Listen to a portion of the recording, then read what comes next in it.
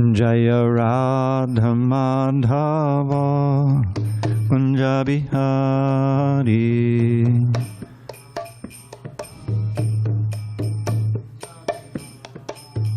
Jaya Radha Madhava Kunja Bihari. Madhava.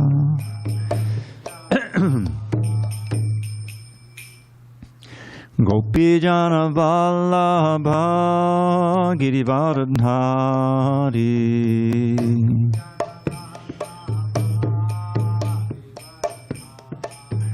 Jaya Gopijana Vallabha Girivardhari.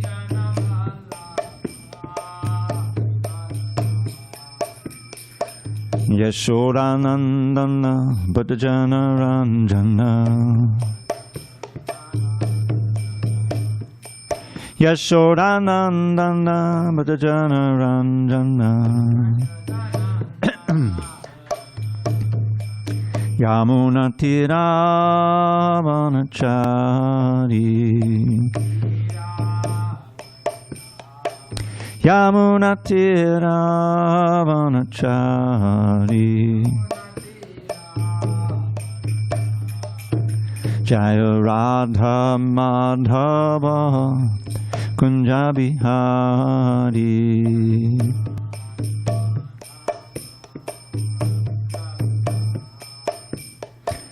Hare Krishna, Hare Krishna, Krishna Krishna, Hare Hare, Hare Rama, Hare Rama, Rama Rama, Hare Hare, Hare Krishna.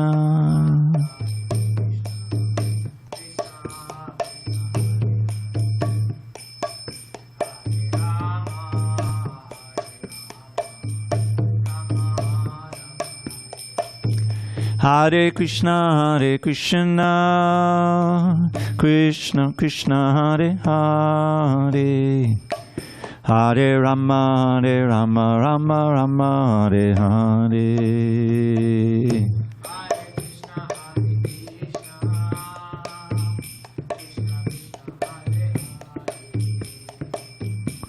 Hare Rama, Hare Rama, Rama Rama, Hare.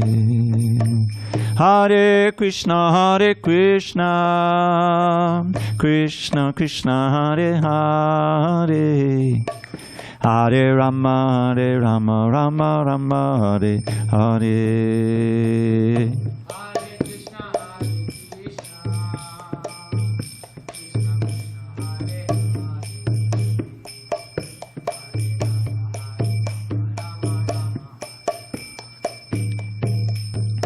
Jaya Radha Madhava Kunja Bihari.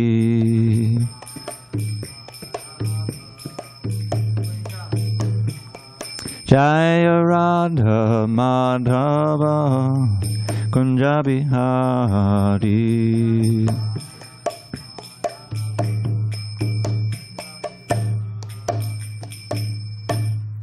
Jaya Vishnupad Paramahamsa Parojikacharya Ashtoto the Sri Srimad, His Divine Grace Srila A.C. Bhaktivedanta Swami Prabhupada ki jai. ISKCON BBT Founder Acharya Srila Prabhupada ki jai. Jai Om Vishnupad Paramahamsa Parojikacharya Ashtoto the Sri Srimad, His Divine Grace Srila Bhakti Siddhanta Saraswati Thakur ki jai.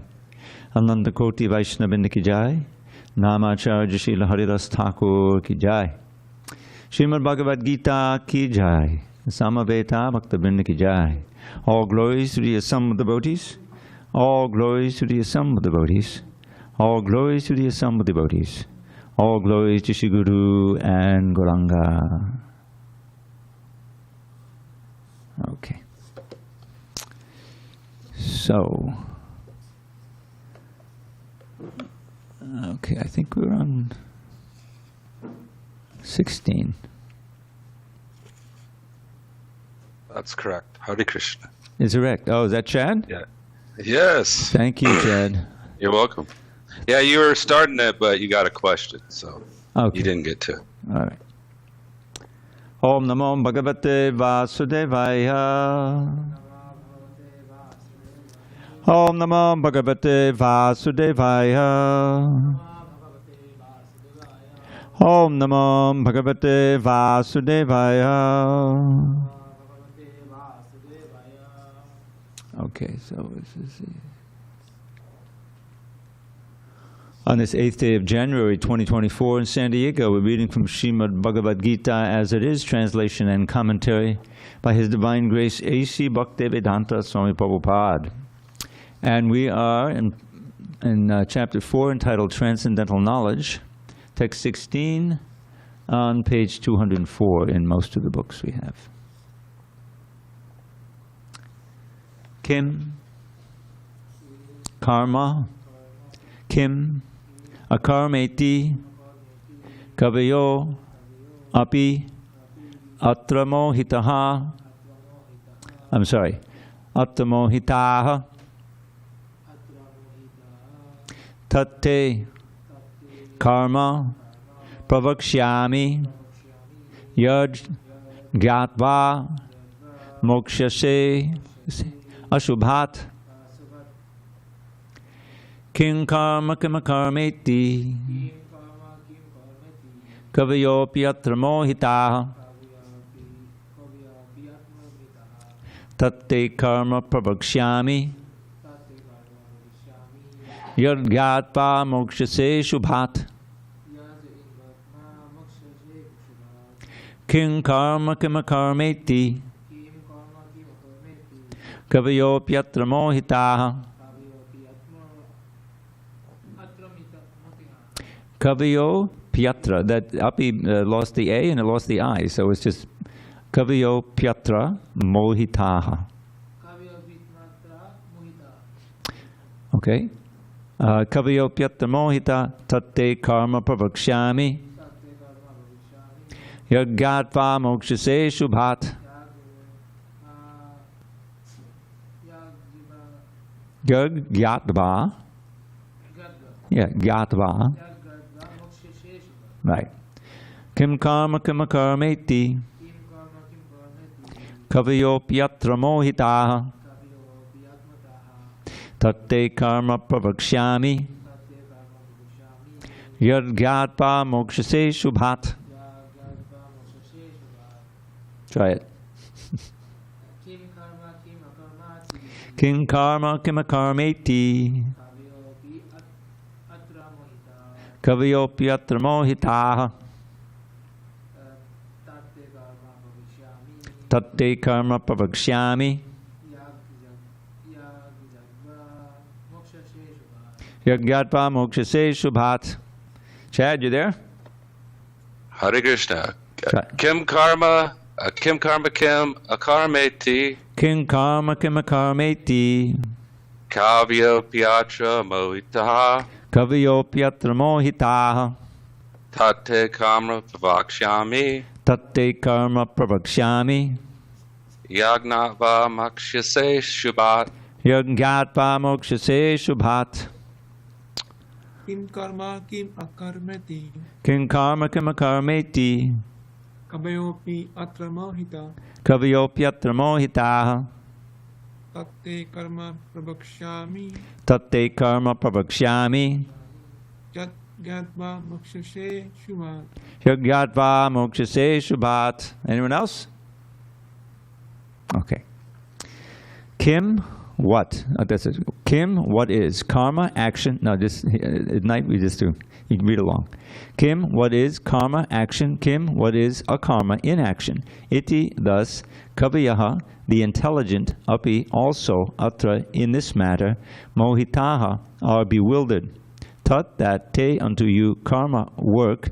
Pravakshyami, I shall explain.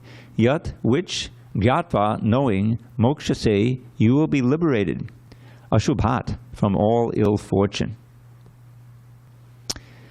Lord Krishna says to Arjuna, even the intelligent are bewildered in determining what is action and what is inaction.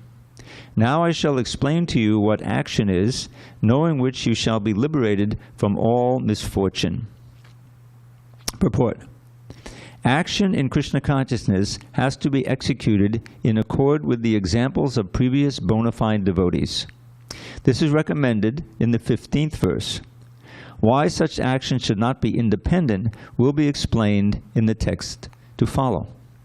To act in Krishna consciousness, one has to follow the leadership of authorized persons who are in a line of disciplic succession, as explained in the beginning of this chapter. The system of Krishna consciousness was first narrated to the sun god. The sun god explained it to his son, Manu. Manu explained it to his son, Ikshvaku, and the system is current on this earth from that very remote time. Therefore, one has to follow in the footsteps of previous authorities in the line of disciplic succession. Otherwise, even the most intelligent men will be bewildered regarding the standard actions of Krishna consciousness. For this reason, the Lord decided to instruct Arjuna in Krishna consciousness directly. Because of the direct instruction of the Lord to Arjuna, anyone who follows in the footsteps of Arjuna is certainly not bewildered. It is said that one cannot ascertain the ways of religion simply by imperfect experimental knowledge. Actually, the principles of religion can only be laid down by the Lord Himself. Okay. Dharmam tu sakshat bhagavat pranitam, Bhagavatam 6.3.19. No one can manufacture a religious principle by imperfect speculation. One must follow in the footsteps of great authorities like Brahma, Shiva, Narada, Manu, the Kumaras, Kapila, Prahlad, Bhishma, Shukadeva Goswami, Yamaraj, Janaka, and Bali Maharaj. By mental speculation, one cannot ascertain what is religion or self-realization. Therefore, out of causeless mercy to His devotees, the Lord explains directly to Arjuna what action is and what inaction is. Only action performed in Krishna consciousness can deliver a person from the entanglement of material existence. Om jnana timirandasya jnanandana shalakaya chakshu unmidatam mena tasmai shri gurave namaha. I was born in the darkest of ignorance, but my spiritual master Srila Prabhupada opened my eyes with the torchlight of knowledge. I offer my humble obeisance unto him and all members of Sri Parampara. So, the title of this chapter is Transcendental Knowledge. But we're reading so many verses now concerned with action. And that is because action and knowledge are very closely related.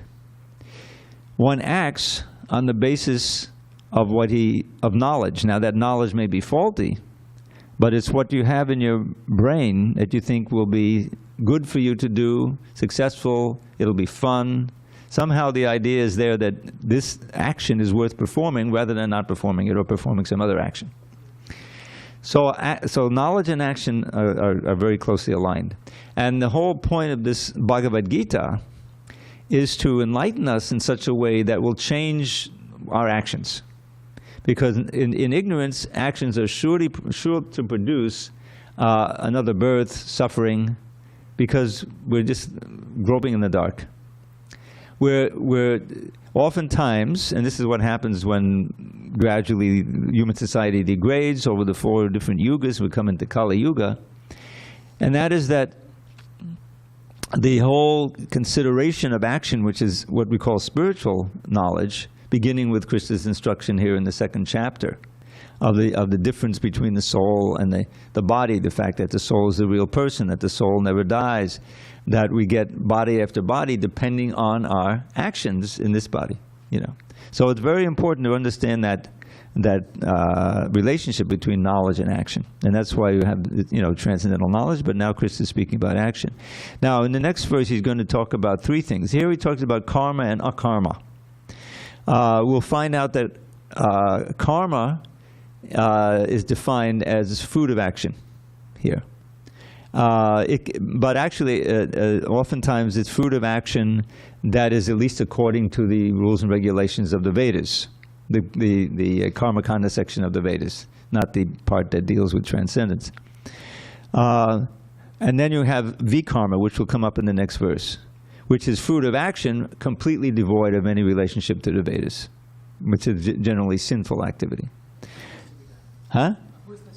Well, yeah. The thing is, ultimately, even karma is not going to help you, because it still you may go up to heaven, but then you come down again. But it's akarma that's really what we want. Akarma doesn't mean not doing nothing. It means acting in such a way without any karmic result. That's Krishna consciousness. We'll find that out in the next few verses. But knowing the difference and knowing the implications of our action, which may seem harmless at first, just like I like to give the example, in complete ignorance, people go shopping for groceries. And in most people, of course, some people are vegetarian, but most people are not. And they have no idea that they're entangling themselves in a web of sin, serious sin, being complicit in the slaughter of cows and other animals, that they're paving a very, very dark and painful future for themselves. People don't know. If they're not taught by knowing authorities, then that knowledge just becomes buried. And that's what Krishna says at the beginning of this chapter.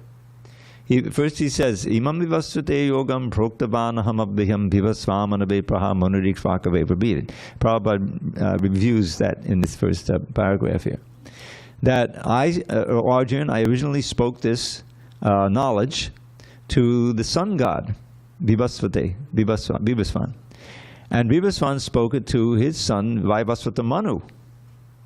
And Manu in turn spoke it to Ikshvaku, he was a leading human being king, and it came down into human society in that way. So, and now I'm speaking it to you, Arjun. Saevaya maya teja yoga prokta puratana. Why? Bhaktosi me sakarcheti rahasyam yetaruttanam. This knowledge is very secret. It's not something that you automatically figure out on your own. It's not a result of scientific investigation. It has to come down from God through the disciplic succession. And Prabhupada actually, he mentions the entire 12 Mahajans in this purport, right? Beginning with Brahma, Swayambhu, now I'm drawing a blank. Swayambhu, Shambhu, Kapilo Manu, I'm forgetting, but he has the order here. Right? Yeah. Here he is. Brahma and Shiva. Swayambhu, Narada, Shambhu. Narada is third, but now Swayambhu, Narada, Shambhu. Komara, Kapilo Manu. The order is different. Komara, Kapilo Manu. Prahlada, Janako, Bhishma, Bali, Vyasaki, Swayam. Vyasaki is Shukadeva Goswami. Vayam means I. Yamaraj is speaking this verse, so Yamaraj is there. Janaka and Bali are in the list there. The order is a little changed. So these 12 authorities, they are fully conversant and realized in the absolute truth. And a genuine disciplic succession has to trace back to one of them. Ours particular one traces back to Lord Brahma. And there's also a Lakshmi Sampradaya. Of course, she's not on the list here, but they come in the list in the Sampradaya. So that provides knowledge we can otherwise not attain. We're not going to get it by our own investigation. This is a very important point. And understanding that, then we should be determined to perform those activities that will lead ultimately to our liberation and going back home, back to guided. And that means accepting a preceptor, a spiritual master, and agreeing to obey the orders about what to do and what not to do. And that's sometimes uncomfortable, because we're used to sleeping till 7 o'clock in the morning or even 6 o'clock. No, you can't do that, if you want to advance. And soon, after some time of getting accustomed, it becomes second nature. Right, to get up early and to come to Mangalartik and chant the rounds, which is a very great boon for someone. That becomes habitual, something that you accept and that you relish, But first, knowing, as Krishna will say here, he says, what is karma? What is akarma? What is action? Karma, in this sense, it's action according to the Vedas, and akarma. What is activity that doesn't produce any fruitive result? That's akarma. That's what we want. And vikarma, we'll also know what is vikarma, that's in the next verse. What is forbidden activity? Not according to the Vedas, simply sinful activity. That we want to avoid at all costs, you know. Okay, let's go on. Karmano yapi bodhavyam. Bodhavyam cha vikarmanaha. Bodhavyam. Akarmanascha bodhavyam. Gahana karmano gatihi. The intricacies of action are very hard to understand. Therefore, one should know properly what action is, what forbidden action is, and what inaction is. Purport: if one is serious about liberation from material bondage, one has to understand the distinctions between action, inaction, and unauthorized actions, or activities, actions.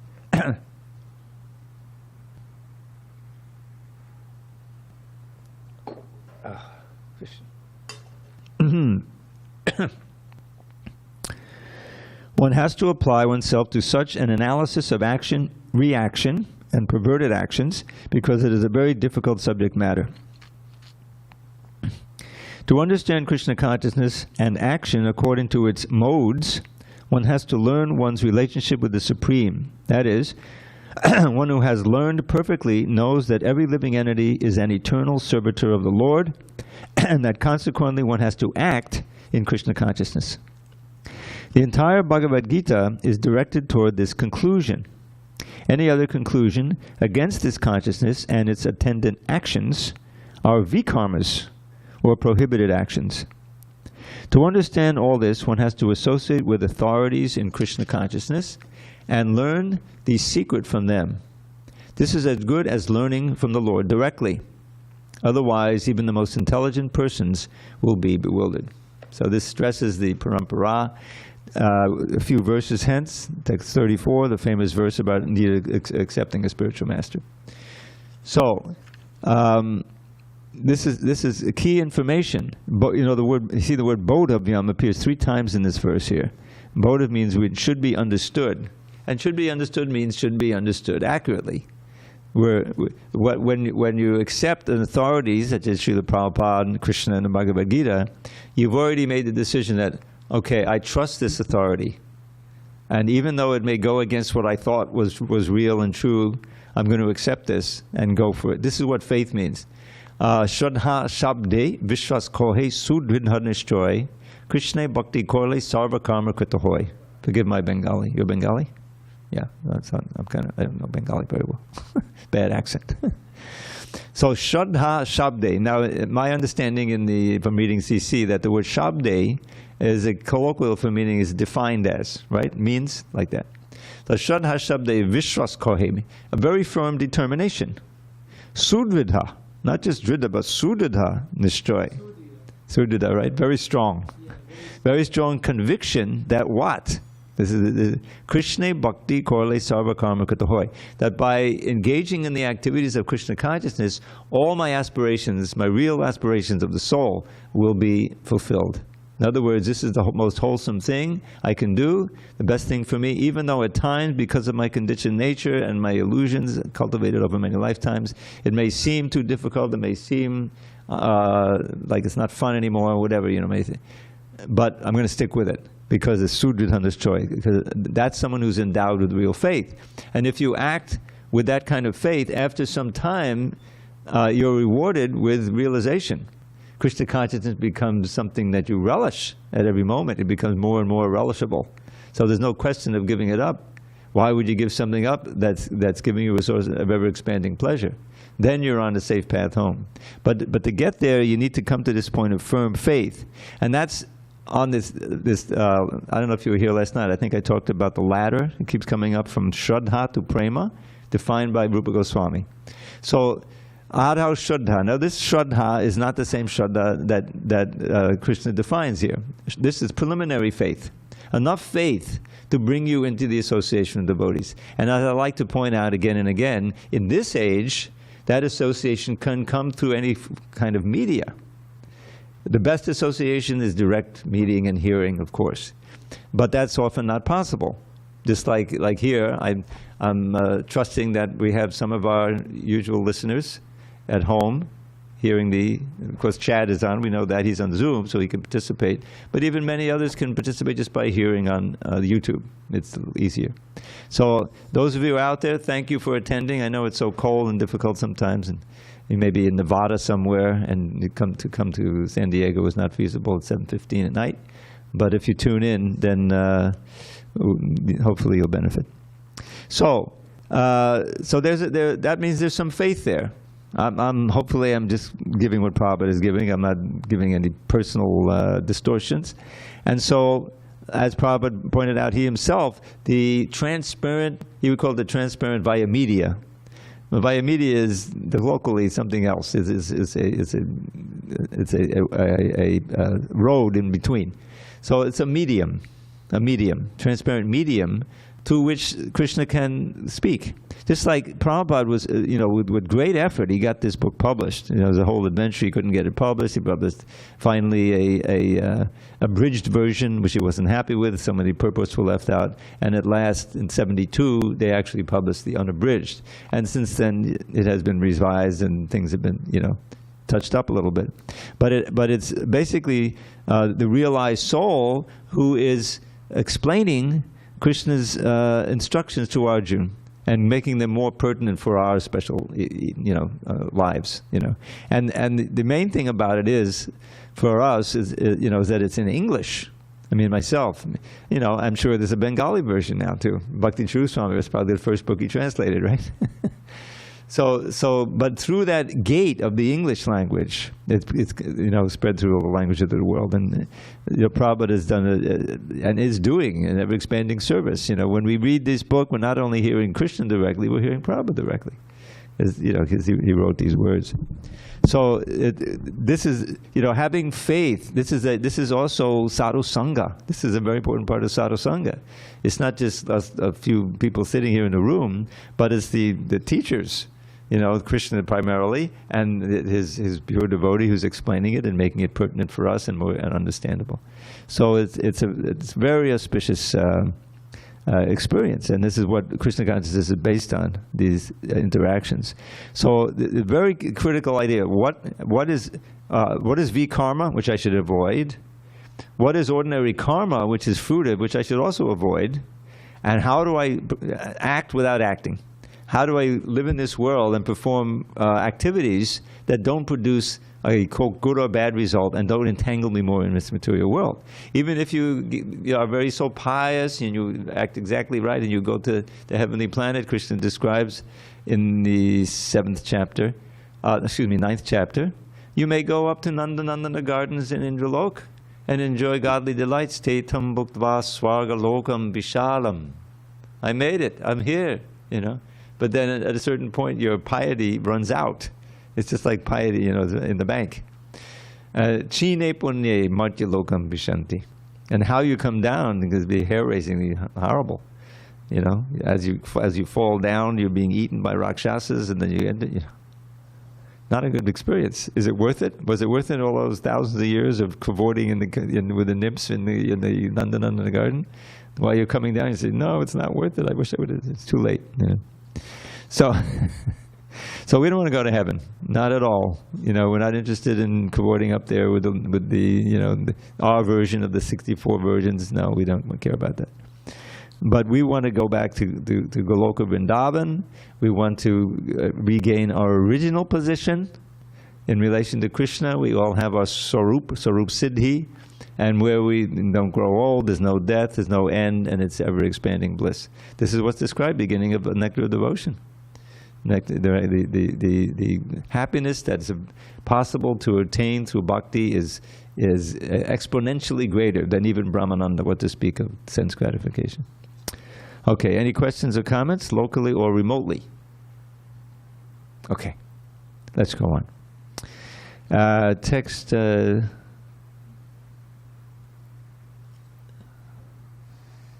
isn't it? 18. 18, okay. Karma nikama yak pashid. Akarmani cha karma yaha. Sabuddhiman manusyeshu. sayukta Kṛṣṇa karma krit. One who sees inaction in action and action in inaction is intelligent among men, and he is in the transcendental position, although engaged in all sorts of activities. So this one really needs an explanation, so let's read the purport. A person acting in Krishna consciousness is naturally free from the bonds of karma. His activities are all performed for Krishna. Therefore, he does not enjoy or suffer any of the effects of work. Consequently, he is intelligent in human society, even though he is engaged in all sorts of activities for Krishna. Now Prabhupada will explain. Akarma means without reaction to work. The impersonalist ceases fruitive activities out of fear, so that the resultant action may not be a stumbling block on the path of self-realization. But the personalist knows rightly his position as the eternal servitor of the Supreme Personality of Godhead. Therefore, he engages himself in the activities of Krishna consciousness. Because everything is done for Krishna, he enjoys only transcendental happiness in the discharge of this service.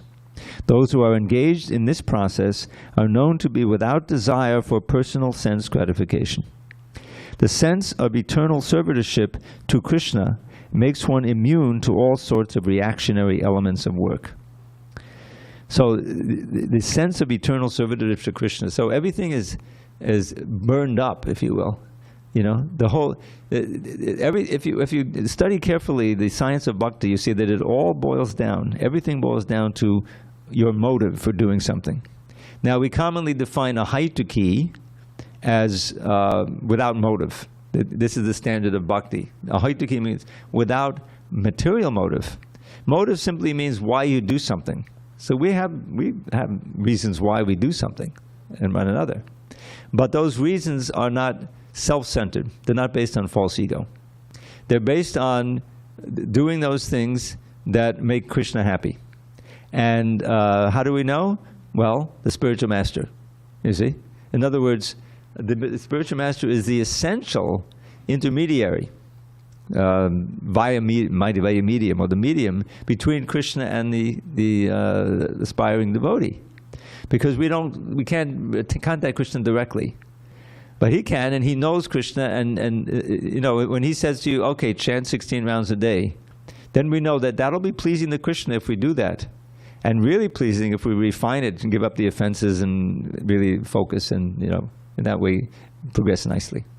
So that's why it gives more pleasure when you're really focusing and you haven't offended the holy name and you're following all the principles nicely. Then everything about Krishna consciousness becomes more pleasing. Everything. With the deities, the prasadam, the association, the chanting, the hearing and preaching and everything. And that's why we found Prabhupada so constantly blissful in all these circumstances. He was completely locked into fulfilling the desires of his spiritual master and the mission of Lord Chaitanya. He already underwent so many sacrifices and austerities, but he was fixed, and he was relishing so much, giving so much joy to Krishna, to Lord Chaitanya, to his spiritual master, by working hard to spread this movement and spread Krishna consciousness. And the devotees who picked up on that and served Prabhupada in that same mood, they also became very happy and blissful. So that's the science of bhakti. I like to keep bringing up this line, which is kind of a summary of the famous verse at near the beginning of the Nectar of Devotion, Bhakti Samhita Sindhu, describing what pure devotion is.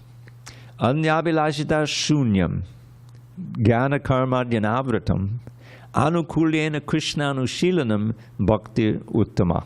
The supreme bhakti, pure devotional service, is what it isn't. It's not covered by any other desire. Anya abhilashita. Anya means other, and abhilash means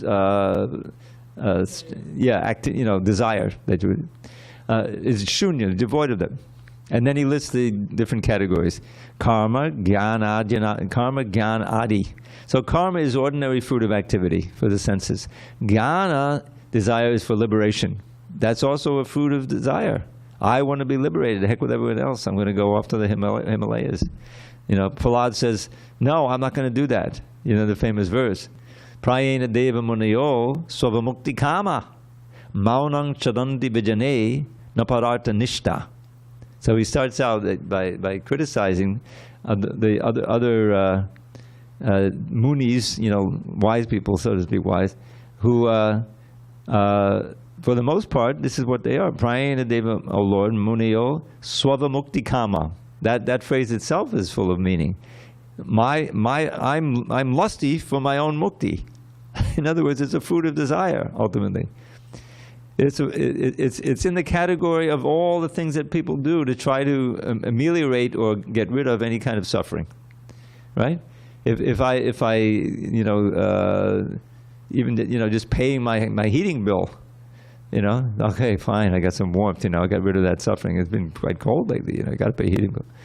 So that activity is nothing transcendental about it. It's based on your physical, you know, needs to be warm.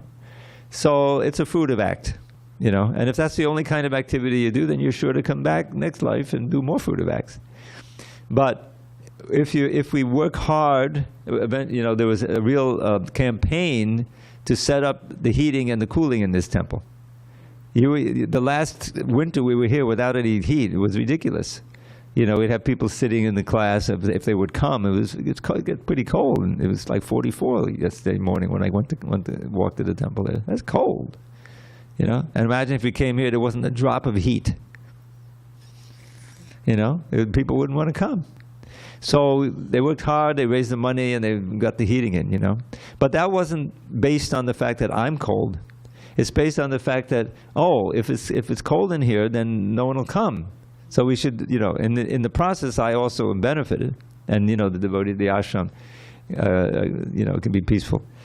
So the idea is that the underlying motive is to please Krishna by creating an environment where devotees will be comfortable to come and join, you know, and become serious bhaktas, and the deities will be warm enough. That's also very important. I remember way back when I had a little donation and I bought some fans in the heat of the summer. That's the other side, you know. And we set the fans up on the altar, you know, and then we put them in here, you know. So the activity also, sometimes it resembles fruitive activity. But if the mentality is correct, it's always for a question, oh, how can the devotees be made more comfortable? How can Krishna be made more comfortable? And in the process, I feel good about it, and I may also feel more comfortable, but that's not my underlying motive. So, the definition of pure devotion, anya abhilashita shunyam karma jnanadvanavatam, not covered and not diluted by other desires besides pleasing Krishna. And that's the second half of the verse. Anukulyena Krishnanushilanam. Shilanam, I think I mentioned, but the difference between Shila and Shila. Shila, right? Shilanam is behavior, activity. Anukulena, favorable for Krishna's pleasure. There's so many varieties of things we can do, you know. And so there's some standard things, chanting the holy name, gathering, not doing other things. So that's all part of it. Anukulena Krishnanushilanam bhaktir uttama. Such activity whose only motive is to favorably serve Krishna for his pleasure is pure devotion. And Jiva Goswami has summarized it all in a very nice little phrase. I don't think you'll be able to memorize it, but if you, I can. It's in the books. It's in the second canto. So he says, Bhajaniya Padama Purusha Sukha Matra Swasukatvam. This is the essence of pure devotion. So Bhajaniya means the worshipable one, Padama Purusha, the Supreme Person, Krishna. Bhajaniya Padama Purusha. Sukha Matra, only his happiness. Matra means only, his sukha. You see? Sukha Matra, Swasukatvam. The only source of my happiness, I've cut everything else out, Swasukatvam. My happiness is to participate in giving Krishna happiness. If Krishna is happy by something I do, that's my happiness. That's the definition of pure love, and that's the definition of prema, of pure loving devotion to God. Now, it's not easy because we can't see God directly always, so we need the intermediaries and we need the instruction. But because Krishna is within our heart, that we can feel it, this is the reservoir of pleasure. This is actually is a revolutionary pamphlet. I don't know if you've ever seen it, but I mentioned that it's based on a lecture Prabhupada gave on this verse in the second chapter, first canto. Srinvatam sakata Kṛṣṇa punya shavana kirtana. When you're hearing sincerely about Krishna, he's also in the heart. He knows you're hearing nicely about him. So Srinvatam Swakata. Swakata, Krishna is the subject of this. Swakata means his own kata. Krishna. Punya Shavana Kirtana, which simply hearing and chanting brings piety. It's so powerful. Ridyantaksto, he's situated in the heart, in Riddhi. Abadhani Vidunoti. Vidunoti literally means to cleanse away. He cleanses away the inauspicious things in the heart, the lust, the anger, the greed, the memories, the grievances, so many things that are keeping us bound to this world. Vidunoti, why? Surit Satam. Because he is the most ever well-wisher, wishing friend of the Satams, of the genuine devotees. So this is the first in a series of verses that describes the gradual purification, which is after all what this is all about, Chaito Darpana Marjanam. That's the essence of the movement.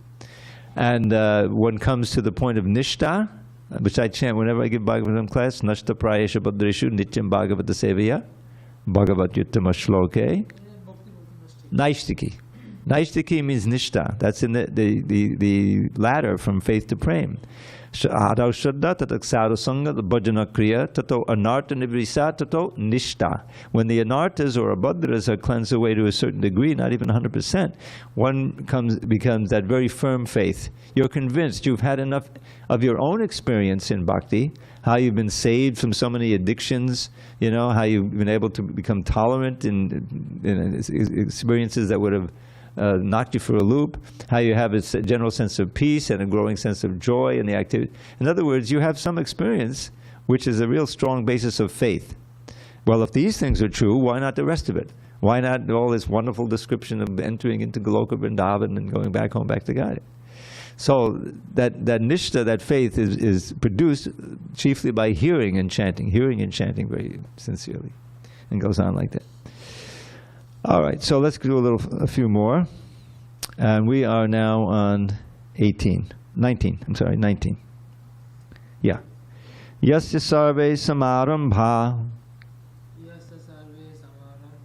kama sankalpa varjitaha jnanagni dagda karmanam tamaho panditam buddhaha. One is understood to be in full knowledge whose every endeavor is devoid of desire for sense gratification. He is said by sages to be a worker for whom the reactions of work have been burned up by the fire of perfect knowledge. So this is part of the fruit now of acting under the instruction of Krishna. Sarve samarambha means all sorts of attempts of activity are devoid of kama, of personal desire. Kama sankalpa means the will or the determination to act for one's own sense gratification. But it's varjita, it's devoid of that. You see? So then how do we work? Then jnanagni dagda karmanam. So one can only be acting that way when he's steeped in this knowledge that we're getting now, which is like a fire that burns all the karma. In this context, karma means reactions, right? Whose work, yes. The work that you do, any reaction is immediately burned up, and all previous karmic reactions, waiting in seed to fructify, are also burned. And such a person is an intelligent pundit. Those who know. Those who know say that such a person is a real pundit, a wise person.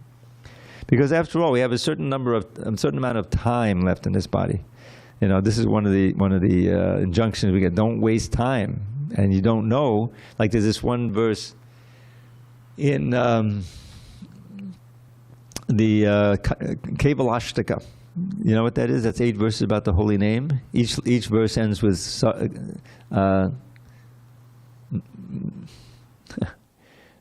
Uh-oh. It's warm enough now. What is that verse? Harinama, Harinama, Harinama eva kevalam. So that, yeah. So that line, Harinama eva kevalam, is the last line of each one of these verses in this Kevalashtika. It's very nice, 8 verses about the holy name. So my favorite one of those is number 4, which says, Nikshvase nahi vishvaso kadadudho bhavishyati kirtaniya mata balyad Harinama eva kevalam. Remember that our final breath may come at any time, no matter if we're old and sick or in our youthful prime. So young and old alike should chant the name incessantly. The holy name of Shri Hari is surely all that be. So that vision, that understanding that was born from hearing, that, hey, life is very tenuous, like a drop of water on a lotus leaf. We don't know when we're going to die. Every day you're reading about these mass shootings, crazy people go into a supermarket somewhere. Who knows? We'll have a festival here and some, disgruntled person will come in, these Hare Krishnas. Who knows what's going on in their brain? So we got to be ready. Hare Krishna, Hare Krishna. Chanting at all times, remembering Krishna, cultivate that. That's the nature of this world. So then we can really be at peace, because no matter what happens, we're ready for it. We know that I'm not going to die. I'll just get free from this body and I'll go back to God. So it's an advanced platform to be at, but that's what's being said here. So, okay, so that was 19, and here's the purport. Yes. Only a person in full knowledge can understand the activities of a person in Krishna consciousness. Because the person in Krishna consciousness is devoid of all kinds of sense-gratificatory propensities, it is to be understood that he has burned up the reactions of his work by perfect knowledge of his constitutional position as the eternal servitor of the Supreme Personality of Godhead. He is actually learned, who has attained to such perfection of knowledge. Development of this knowledge of eternal servitorship to the Lord is compared to fire. Such a fire, once kindled, can burn up all kinds of reactions to work. And it's the same thing Krishna says in Bhagavad Gita. That the service to me is just like a fire that burns up all the karma. So we want to kindle that fire, and we want to keep it going at all times, rather than halting it and then starting to practice some fruitive activities again, and it's not going to be any good. All right, so we have a little time. Are there any questions, discussions on these points? I want to share something. Okay, well, you need to get that mic behind you.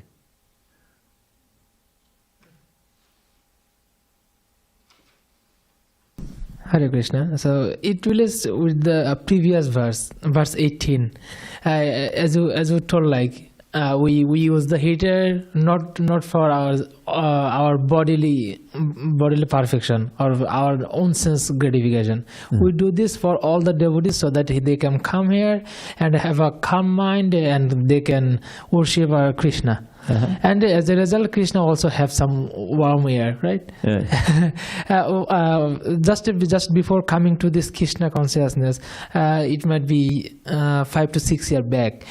My Shiksha Guru was telling me, I was telling my Shiksha Guru that, Prabhu, I will be doing everything for Krishna, but I won't get anything outcome from that. How is it possible? Then Prabhu, my Shiksha Guru, he was telling me, like, don't be that much tensed about that, because if you are a office helper of an officer, and if you get the chance to stay in the room, the same room the officer in, then if he use the air conditioner, then you would get the benefit of that air conditioner as well. So it's not like you won't get anything. You will get everything, but you won't have the sense that I'm getting this. Yeah, the thing is, you'll get it, yeah, but that's not your reason for doing it. Yeah, that's a byproduct. Just right. like working in Krishna consciousness, then prasadam comes. Yeah, the result in action. Like, you will do everything, but you won't have the sense of result, the fruitive result. Yeah, because that's not your reason for doing it. Yeah. In other words, you're doing it to please Krishna, And he's providing things to please you, Right. and that exchange is what is giving the pleasure. Yeah. And even if somehow the heating breaks down or there's no heat, that's not going to freak you out. We'll try to fix it, of course. Yeah. But you understand that ultimately it's Krishna's, I wasn't doing for the result, so Yeah. No, that's a good realization. it's a very very very good thing that I could relate. Okay, very good. All right, so we will resume tomorrow on text 20. I wanted to leave a few minutes because, of course, we have poems, so I should give you a poem. But there's 4 verses about a boat, different boats to cross over the ocean of birth and death, and I wanted to share them with you. But first, I can't do this class without having some kind of poem. So let's see. This is one you may not have heard. I think I can do the Sanskrit, but I hope I can do the English. This is from the Mukundamala Stotra. You know about the Mukundamala, yeah. So there's one where the King Kulashekar, he's praying to Krishna and saying, here's the best way to get free from the desert of this material world. So he says, Kadachadana saroje kanti man netramine Shramamushi Bujavichi Vyakulaya Gada Marge Hari Sadasi Vigayapi Tejo Jalaugam Bhavamatapati Kinnakresham Madhyatajami.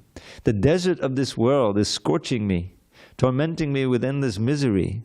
But now I see the perfect remedy. I'll dive into the lake of Shri Hari.